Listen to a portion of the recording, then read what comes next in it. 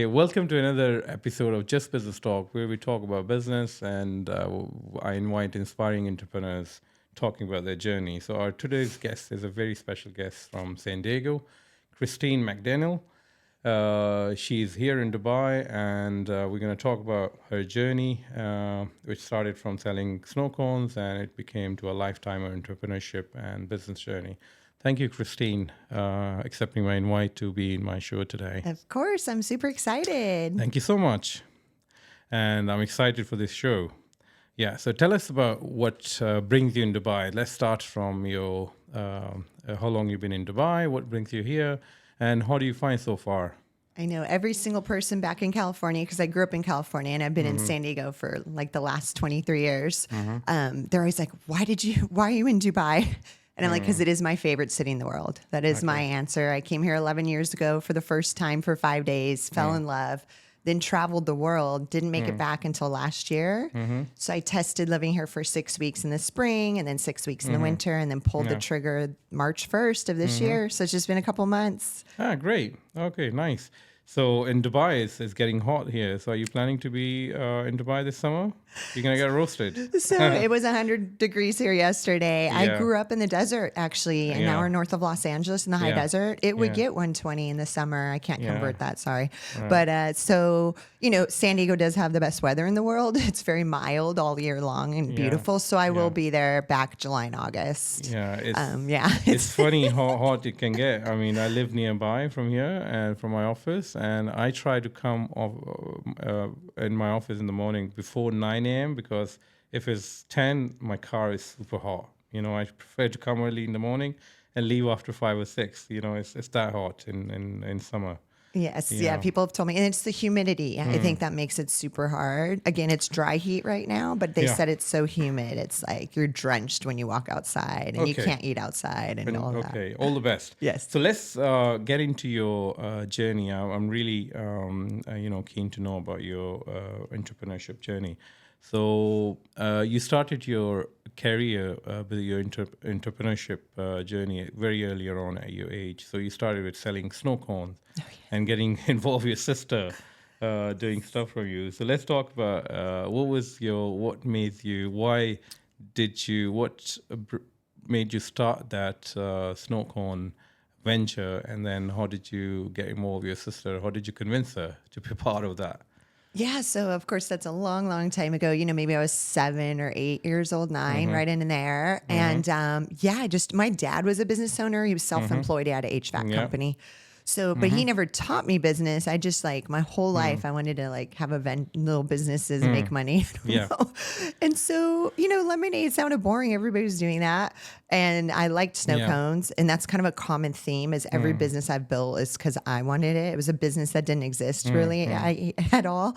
So I like snow cones and it was fun with the colors. But my sister's 2.5 years younger. Yeah. So I had her. And these I actually have an exact replica of the old school. Yeah, because this is in the 90s, right? Of the old or the late 80s, I don't know. Snow cone machine where you had to grind the ice physically. Yeah. And so she did all the hard work, and I charged 50 cents, and I gave her a nickel each time. Oh, nice. Nice It's really good margins, really good margins.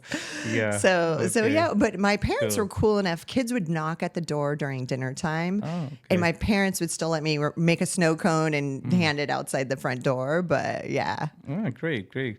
Very interesting. And then in 2003, you started your next venture, cleaning business, Cleanology, yeah? Yes. And that's really interesting for me because that's also how it started as well from cleaning services. So when I learned that you come with the same background, oh yeah, interesting. I would love to talk to you about cleaning business journey. So tell me why you started, why cleaning business, and how did you get started with that? Yes, so it's funny. I opted out of going to university by choice. I told my dad when I was 16, save your money. I'm going to be successful without college. And luckily I was right. But when I was 18, I got my real estate license immediately because I was already in property management. So I did real estate. And I remember sitting downtown San Diego, and then there was I was reading the newspaper, there was a little ad for a cleaning company for sale for $30K. I didn't have that. And I'm sitting there downtown looking at all these new high rises being built. This is 2003. And I'm like, who's going to clean all these? I remember. Yeah.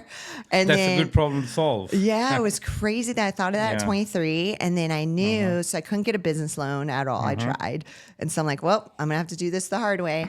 So I cleaned during Yeah. the day for a year and a half, and I bartended at night. I had hired 2 Mexican women like out the gate because I didn't know how to clean. Okay. So they didn't know English. I didn't know Spanish. Of course, I ended up learning. You know, I think I could still speak all the cleaning terms in Spanish. So yeah, I mean, it was a lot of hard work, but obviously it was worth it. So yeah, maybe $300 I started with the supplies. Exited after 6 years. So for 6 figures, I was still in my 20s. So that was super cool.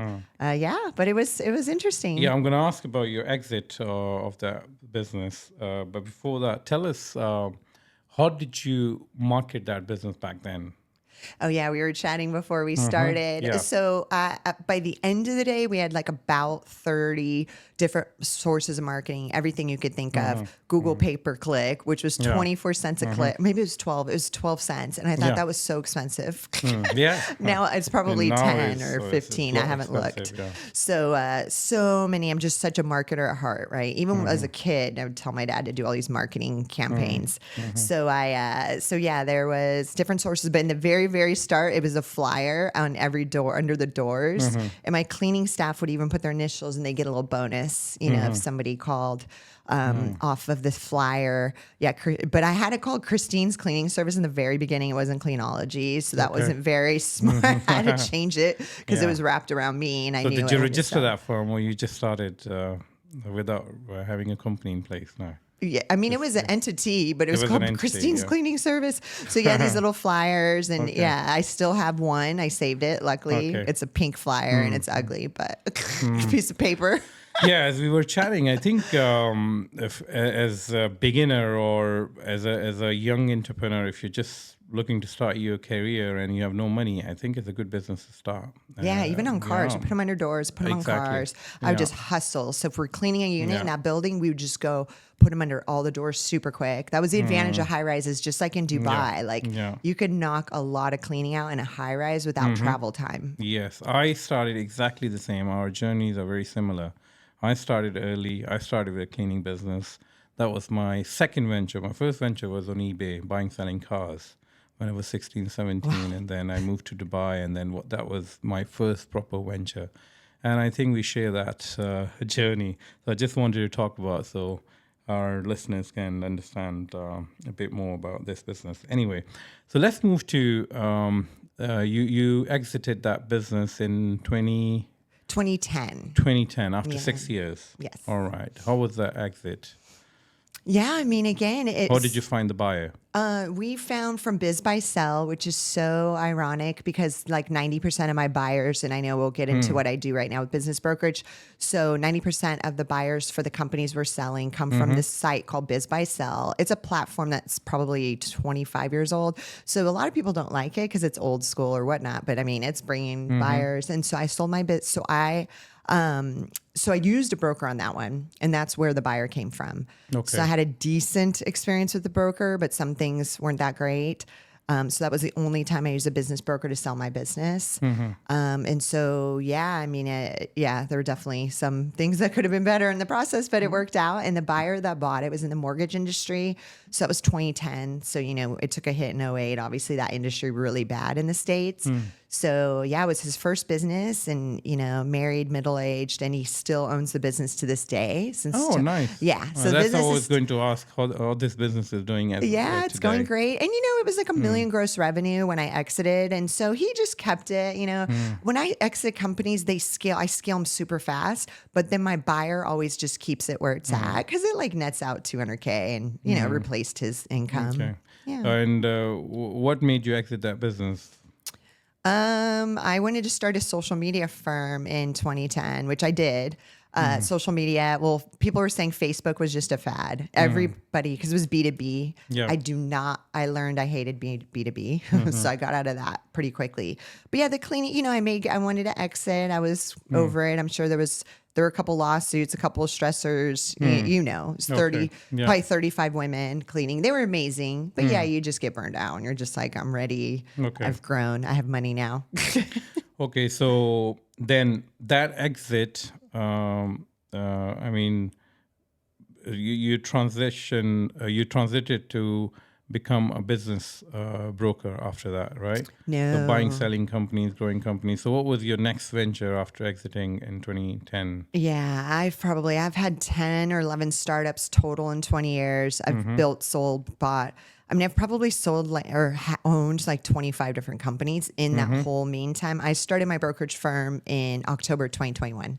Okay, So pretty just recently, recent. pretty recent. Okay, so all from exiting your first business. So you were just starting business from scratch, or you were buying business and scaling them and then exiting? 10 mostly startups from Mostly this, all startups. completely Okay, different. Luxury car business, Christmas okay, tree business, social media, right. wellness spa was my biggest exit. And then bought, flipped, folded in other spas. So yeah, mostly startups because I just love innovation and I love creating things that didn't exist before, like just innovating on them. But Yeah. yeah, that's the hardest thing to do. Everybody watching, please buy a business. Please, please, please. It's Yeah. so much, you're buying cash flow, you're buying something that's already set up. Yeah. Yeah, it's funny we talk about starting up and then doing some innovation in existing industry. I was listening to a masterclass of Richard Branson. So something he said, which really makes sense to me, is that you don't need to invent a business every time. You can just look at the existing industry and see where the gaps are. How can you improve, and then you can start a venture, and it's always successful because it's a proven method. Industry is there, the clients are there. You just need to see.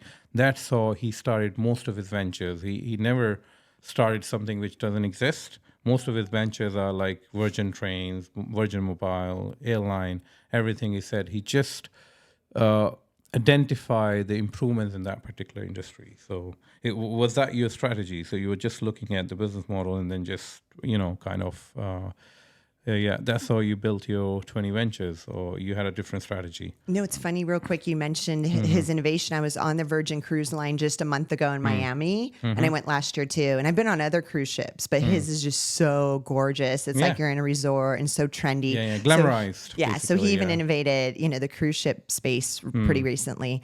Yeah, I mean, every time I'm like, every business, I'm like, why isn't there a cleaning company that's pet friendly? And so, and just hip and cool. And my cleaners showed up in lab coats because it was called Cleanology, and my cleaners showed up in like lab coats, right? Which was super, looked really nice and, versus just like frumpy clothes, so that was cleaning. Wellness spa. We offered services that were usually offered in a clinical hospital setting. I'm like, why can't this be in like a beautiful wellness spa setting? And why don't we do a French theme instead of most spas are Asian themed? So yeah, each business, I just was like, you're right. I didn't invent an industry, but I took a current industry and like modernized it. Even with my business brokerage too, it's super different than any other. Everybody says that when they take a look at what Magnolia Firm is. Let's talk about your business brokerage. You said you started in 2021, Magnolia Firm, that's what you call it. So what do you do? What's your niches, and how's it going?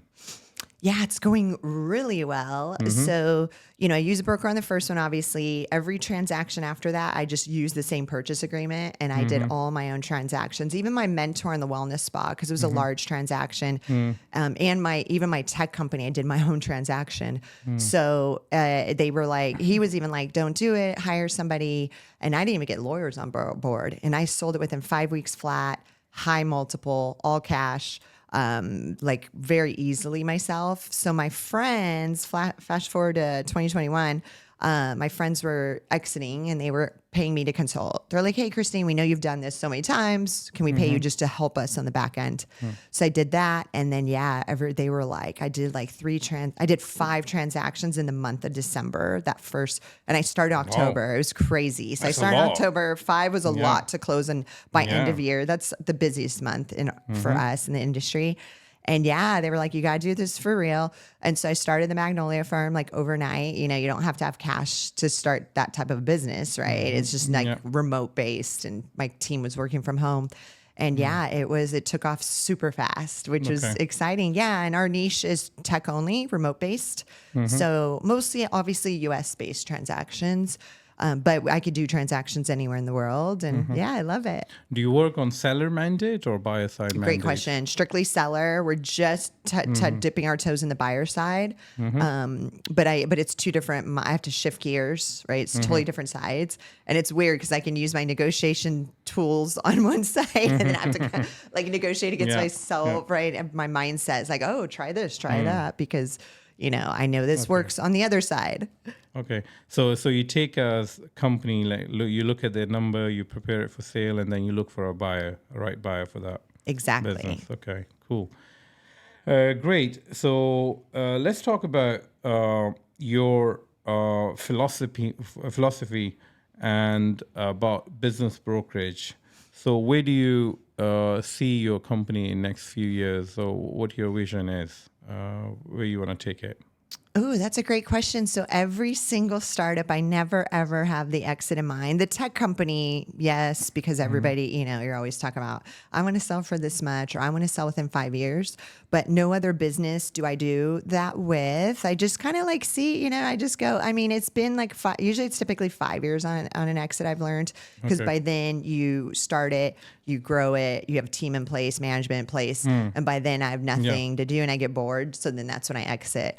So yeah, I mean, I think down the road, I mean, I have a very charmed life right now, right? I live, I work like 20, 30 hours a week. With that said, I'm available 24/7 for my clients. My clients know they have my cell phone. Yep. So I think that's a great mix. And my clients would never, they know I'm in Dubai, but they would never know it. I work US hours. So it's 2 a.m. and I'm like handling all this stuff. Yes, basically your work is your lifestyle. Yeah. But again, if I'm only working 20, 30 hours a week, it's a fair trade-off if I have to work in the middle of the night. Exactly. So I guess like the one would be a larger firm would probably acquire us. And again, we're boutique. We're going to stay small, right? I've worked the 90-hour weeks enough years that I just can't do. I want to be semi-retired. And then maybe I go with that firm and then I do 1 to 2 deals a year under them, right? Yeah, I think that's the way future plan, or who knows when, but probably. But yeah, I think that's the future of And I think for a brokerage firm, your balance sheet is your inventory, your number of businesses you have for sale with you. So that's basically determine the value of your company. I mean, 5 years from now, if you have 100 business listed on your, that means there is a possible cash flow coming in the next 2 to 3 years. Is that how you value brokerage companies, under my understanding, right? Yes. Your buyer's database and your seller's database.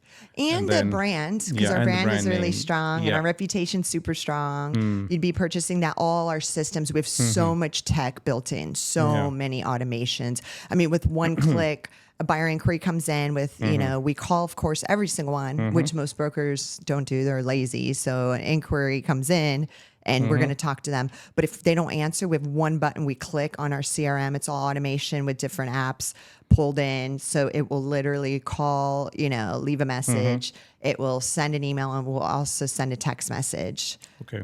Yeah. Great. Let's talk about if someone listening to us owns an e-commerce FBA or an e-commerce store and thinking of exiting, what they should do to prepare their business to exit. Yes. So I can talk across the board with even e-com, digital, kind of any business. And we wrote a book on this I'll talk about. We don't personally do e-com. We don't do brick and mortar. So of course I'm sending them. I've already sent one your way. Immediately I met you. Yeah. I'm like, here you go. And then we don't do e-com. Yeah. We did a couple. There's a lot of complexities. E-com took a hit. April 2021, iOS did the privacy stuff. It just wiped out, everybody doing those Facebook ads. It just wiped them out. And they've had a hard time recovering. Amazon's taking a lot of market space. You've got inventory, whatnot. So we do digital based. So we do digital agencies, graphic design firms, CRM integration agencies are super hot right now. Content production studios, which have physical locations, but people could still run them remotely. Okay. So for across the board, let's talk about how to prep your company. Yep. So our book is called Get Acquired. Anybody can reach out to me on LinkedIn. I'm easy to find. Christine Mcdannell. I'll get you a free free digital copy and the audio, which I actually recorded here in January in Dubai. I was here and I recorded the audio. It's like 3 hours long. I'll send it to you. So, definitely getting your systems in place, definitely pulling yourself out of the business as the owner. If this business is wrapped around you, you're going to have an earnout, which you do not want. You do not want someone to buy your business and then you're an employee of theirs. You do it for a year, 2 years, 3 years. I've had friends leave millions on the table on earnout because they just couldn't watch their company get dismantled and they're being bossed around. It's a nightmare. So please just start delegating out. The last hat every single owner does wear, which is totally understandable, is the sales biz dev hat. Because nobody's going to sell as well as the owner. We all know that, right? Yep. So leave the hat on until the very end. But again, you're going to have to hire a biz dev person because then that owner is going to be like, well, you landed all the clients and you have all the relationships with the big brands. Like if we buy it, we're probably going to be screwed. So those are big ones. Recurring revenue, if there's any way. So even for us, we've built out a rapid acquisition club, which is membership based. People pay like $250 a month and they get access to pocket listings. Because I want to build a foundation. I mean, my brokerage will never be 100% recurring. It's very difficult. Yes. And you can even work the buy side and charge them like a $2,000 a month, thing. But then once you find them in business, that stops. So even if I have like a baseline of recurring revenue, that's massive. That's what a big company would buy, like that system. So recurring revenue, if you're able to, industry-based. What else? Contracts, please. Even if you have to offer a discount, try to get someone on a 6-month annual. Because again, the buyer's going to be like, oh, they're going to leave when you leave. So those are some really, but again, the book, it's literally A to Z. It's every single thing you guys need to do to exit plan, even if you're not ready. And it's even going to teach you how to sell your own company. Okay, your ebook is a seller's guide. It's not even, it's on Amazon too. Get acquired on Amazon. It's like, it's on every platform for sale. Okay. What about the buyer? So if someone is listening our podcast and all right, so tell us about if someone who's listening my podcast and I know a friend of mine who's looking into buying an e-commerce business. So on a buyer side, how a buyer can go and search e-commerce business, and before they're buying, what are the due diligence checks? So what's the process a buyer needs to follow? Do they need to hire a broker to hire, or they can go and buy themselves? Yeah, either way. I mean, nowadays there's these great online platforms like flippa.com where you can find, e-com, digital-based businesses. You could go buy it yourself. You don't have to be represented. Again, we're about to start representing and just taking a small percentage if we do help a buyer. If you're more comfortable with assistance, especially first-time business buyer. So whether it's e-com, any kind of business, you guys are thinking about your first acquisition, which is super exciting. The book I recommend to everybody is called Buy Then Build by Walker Dybel. It's really good. He spent like years writing it, and it's just, again, that's what opened my eyes up. Like, again, I loved startups. It was a fun life, and you innovate, right? So acquiring a business is not as fulfilling, right? If I overhear one of my businesses being talked about in San Diego, I get excited. I'm like, oh my God, I started that. And they're like, wait, what? So it's a different side of fulfillment. But his book taught me like, oh my God, it makes more. The ROI is like insane because I'll give a quick example. You could buy a company for $1 million. And then again, this is in the States, you get this great government loan called the SBA loan. They'll give you 10 years. You put 10% down. So let's say you buy $1 million business. It's netting out $250,000, $250,000. You're just going to put $100K down on this loan, 10-year loan. The rates are pretty high right now in the States. You guys know what's going on with the rates over there. But, 10, 11%. But again, the business is servicing the debt anyways. And there you go. You can leave corporate. You replaced your $250,000 a year salary. And that book walks you through that example. And it just was like, oh my gosh, it's a no-brainer, right? So I think that's really great. I do have 7 magical words that I came up with actually recent few months. And I'm going to list them off. And if you guys can find a business that has all these words, it's like a no-brainer. So something that's relocatable, which again, that's going to be obviously probably digital based. So when you talk about the relocatable, means the legal entity of that business. So how does it work? For example, if someone wants to buy a business, so they buy with the company or they just buy the digital assets of that company? Yeah, well, digital-based businesses is only goodwill, so you're not buying anything like physical, right? You're Okay. buying the client, you're buying the team, the systems, et cetera. So those could be relocatable. Maybe they have a remote. A lot of people are remote nowadays too. Okay. So there's really nothing. They're all spread out. There's nothing to relocate, but some of them do have an office. So again, if it's digital, you could probably move the office to your city. Because the people buying our businesses are never in the same area. Okay. They're like across the country a lot of times. Yeah. Remote based would be the one I've already mentioned a few times. Recurring revenue is the third. Removal of owner we talked about. Okay. Retention of your clients, retention of your team. Revenue growth. So you always want to see an upward trend. Nobody wants to, have a falling knife fall on them. So- And then repeatable sales processes. Yeah. So it's the same points what seller is working on preparing that, so the buyer needs to look at the same area. But how the structure work? Let's say if I'm buying, let's assume e-commerce business. So I'm going to buy the domain name, right? I'm going to buy their social media, so they're going to transfer the ownership and stuff. I'm buying their inventory if it's a physical product, correct? I'm going to buy their any intellectual property, any brand, what do you call it? Registration, trademark register. So all this I'm buying, correct? So then I need to register a different entity somewhere, right? You should. Or buy a company. You should always register your own business entity, right? And then, the owner can keep the entity. You're buying all the assets from out of their entity, because otherwise lawsuits and stuff could transfer over in the future. You don't want any of that. And it's funny, there's companies, I don't know if they're doing them here in the Gulf, but in the States, people are paying like 10, 20 grand for a business entity that's established and has like a good reputation. They'll buy the entity alone as a shell. And they can go use it to get really great business loans and stuff. It's pretty interesting. Right. Okay. So it's kind of unique. And I don't know if you mentioned inventory, and I want to give two hacks on e-com especially. Is try to get the inventory. So again, I'm always on the seller side. So let me tell you both sides.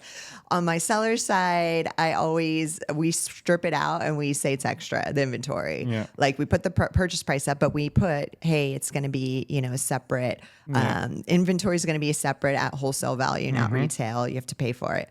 And then, on the flip, the buyer, you can use that. Make sure it's included. If it's not, that's a negotiation tool. Okay, that's one thing. The second thing is working capital. A lot of people forget to ask. Okay. Try to get 3 months, right? Again, we never include it. So I'm like negotiating working capital from the seller. Yes. Okay. Yes. It depends on how you structure the deal. I mean, depending on the price. So obviously, if you ask seller of working capital, the price will increase, right? So the seller will ask you more as a selling price. It's a negotiation tool. Yeah, Again, we never do. I don't. People will ask. We say no. But again, that's why I'm like negotiating it myself on the buy side. I would say, hey, we need 3 months of working capital, meaning 3 months of expenses day one, right? And then they'll probably say no, and then you say 2, and you say 1 month. So again, I'm negotiating against myself. Yeah, fine. And how long the transition of an e-commerce business takes from a previous owner to a new owner, all these transfers and everything? We did them in the very beginning. So I've done e-com. I usually got my seller out within 1 month of like part-time training. We usually give the training in blocks of like a whole chunk of hours. I don't say like a time frame. I say, okay, you have 100 hours of training to use within 2 months or 3 months. And who does all the transfers and everything? So as part of your deal, you also services, you also take care of all these transferring domains and stuff, or the buyer sellers, they do that themselves? We are super white glove, our firm. We're boutique. I only take 5 deals at a time. I've got an incredible team. And so we create the framework. So we have systems, we have spreadsheets of like all, and you're right. And even myself included, every exit, I'd forget to like transfer. I'd PayPal accounts, years later, I'd log in. I forgot. Even in our brick and mortar businesses, I mean, it's a big thing. I mean, we provide all this support, and sometimes we miss something, and then after a month or 2 months, the seller comes, hey, I want this user password, where is it? And then we have to chase the buyer and this. Yeah, we have a spreadsheet with every single one you can imagine, whether or not it's like a guide, Stripe. There's just so many logins. And what they'll do the day of close that we help facilitate is they get on. My seller has to change all the passwords, which is pain, right? To something generic, one password. And then they get online together on Zoom. And then they just one by one transfer, change logins, change the domain, all this fun stuff. That takes like a day or two probably. Okay. So the someone listening to our podcast who wants to buy a business, so they reach to you, you offer them your inventory. If not available, you go and find from the market deals. They buy through you, and then you will take care of the entire process of the negotiating the deal with the seller, and then transitioning training to a buyer. Yeah, exactly. It's all right. Cool. That's good. Okay, now you've been a digital nomad for quite a few years, right? So tell us the places you've stayed in, some of your experiences, the best place, and also how your journey has been so far being as digital nomad, and how do you like it? Yeah, I've never even called myself a digital nomad. I think I imagine those people are like, they go to Bali and they live in Bali for a month and they kind of jump a little quicker than I do. I actually relocate completely. Or I call it working remote, because I did test living in Dubai 6 weeks. Yeah, like I said, twice for like 12 weeks total. So I moved here and tested living here. I didn't say I'm digital nomad with my life, even though I'm working off a laptop and doing whatever. But so relocate, being able to work from anywhere in the world. Yeah, maybe that's digital nomad. I don't know. I've never called it that. So I lived in Amsterdam in 2018 for my tech company. We'd gotten into Techstars really quickly. So I got to live in Europe for 5 months. It was amazing. 2019. Lived in LA for 10 months. So relocated there. 2018, 2019. And then now Dubai. I love it. I love freedom. So for me, I know success is different. Everybody has a different definition of success. Sometimes it's a dollar amount or whatnot. For me, it's freedom. So it's the freedom to live where I want, when I want, do what I want with whom I want. That is my definition of success. And that's why I'm lucky to have that now. Yep. And so that's absolutely true. Yes. Success Freedom. is freedom. I mean, if you, doesn't matter how much money, if you're not free making your choices, doesn't matter. That's also my definition of good. And there's success. a lot of wealthy people, super wealthy, that have no freedom and a ton of stress, and they're angry, they're upset and angry, and they're unhappy. Yeah, cool, very nice. And now you're from San Diego, yeah, and you're in Dubai. So let's talk about opportunities you have identified in Dubai for people who are your followers. I know you have a lot of followers. Must be a lot of people will be listening to this podcast in San Diego or all across the US. So what are the opportunities, or what are the way of for people who are thinking to move to Dubai? What can you suggest them, and vice versa, people who are in Dubai and looking to business opportunities in the US? So how do you think these two markets complement each other? Oh, yes. And I'll say one last part about, living, because you asked what's it like to live in different countries and work remote. So somehow, some way, which is kind of magical, you're talking to a girl that gets up at 6 a.m. naturally her whole life, bed by 9:30 or 10. And it's crazy. When I'm here, I could successfully, shockingly, I sleep until about 10 or 11. I work till about 2 a.m. because I'm working on U.S. hours. Most of my clients are East Coast, so it's a little easier. California is 11 hour difference. But so that's been super successful. My quality of life is a million times better here, right? I could work out in the afternoon. I'm not rushing. Go to a cafe. I do some deep work. Everything's quiet because everybody's sleeping over there. So that's the other point I'll make. My team even says, they're like, oh my God, you're so much more productive. In the 6 weeks I was here that I got here, I landed more clients. And landed the same amount of clients that I landed all last year. Right. Like that's how crazy productive I Because am. you're more focused. 20. Yeah, I think it's you're the more energy of the focused. city. And, Love San Diego, yeah. but it's very lazy. It's beachy. There's not a work ethic, which that's honestly the main reason I left. Yeah. So here it's just this energy of the city, and the city stays up late. So I could go out at midnight, grab some food. During the day, I hang out with girlfriends by the pool. Like it's a very charmed life. I'm bummed. I'm bummed I'm gonna have to leave for 2 months. So yeah, I definitely wanted to say that last piece, but I apologize. What was the question you just asked? Yeah, the question was, if someone is listening our podcast in US and they're looking to move into Dubai, what can you recommend them, or what your experience is so far in Dubai? What are the opportunities here? Yes. So I haven't me and you had this conversation a couple weeks ago about the digital, everybody was like, oh, Christine, are you moving there to get business in Dubai? And I was like, my clients are in the US. Like the US is what's buying up all the tech, right? That most tech companies are in the US. So I didn't imagine landing clients. Me and you talked and you're like, hey, that market's pretty small here for people exiting any digital based businesses. However, so I might tap in and kind of like dig in a little deeper, and we'll see. I mean, either way, it doesn't matter. But it's a small world, because an old seller of mine in San Diego had reached out. I was helping him trying to buy a business, and he's like, "Oh my God, Christine, I found one in Dubai, an e-com business." I look it up. Their office, the broker and the seller, they're 10 minutes away from me. It's so crazy. I went and met them in person last week. They're great guys, and so and then got connected to you by John. I was on his podcast in the States. So like people on my LinkedIn, it says I live in Dubai, and then it says I live in San Diego part-time. So people see that and they connect me with people. So yeah, I mean, I think for everybody listening, I think to purchase, whether, and you guys specialize in brick and mortar. So if somebody wants to buy brick and mortar, maybe have an amazing team member, management team, maybe they still can work, run it remotely or have an excuse to move here part of the year. So I think that there's a lot of opportunity, and you could get a visa that way here. I know a lot of Americans want another exit plan. If they want to leave the States, they'll have that, right? Like, okay, boom, I'm leaving this country. I'm not saying that's why I left, but I know people that want to do that. And vice versa, there's definitely tons of opportunity for people here in the Gulf region to buy a digital-based business in the States and run it remote very easily. Just like I'm running my business remote from around the other side of the world. Yeah, we have the biggest business listings in Dubai at the moment, 200 plus brick and mortar businesses. If someone wants to buy a business, we do the entire process, and we help them to settle down. Another area which I think I want to talk about,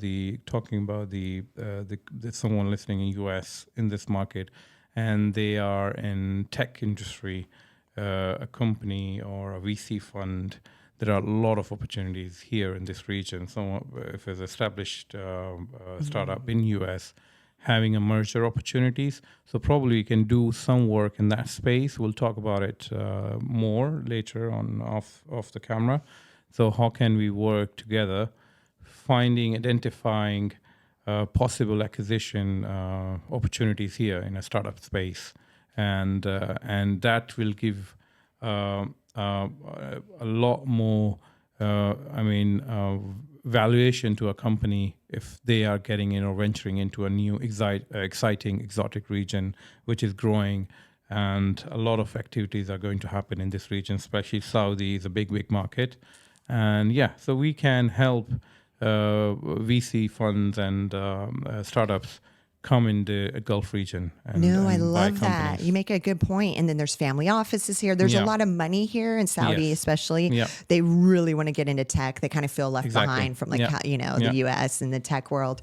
And so we work with strategics. I've already had 2 transactions where it was strategics that wanted to grab market share, grab the tech, just fold it in. And, and that's a very easy way to grow your company or invest. Again, like a PE firm or any money, there's definitely a lot of cash here. So you're right. You make a good point. There's probably buyers here, maybe not as much sellers of tech companies. And then I want to say something quickly before you go to the next question, like congrats to you. I was blown away. That's the first thing I told you before we met.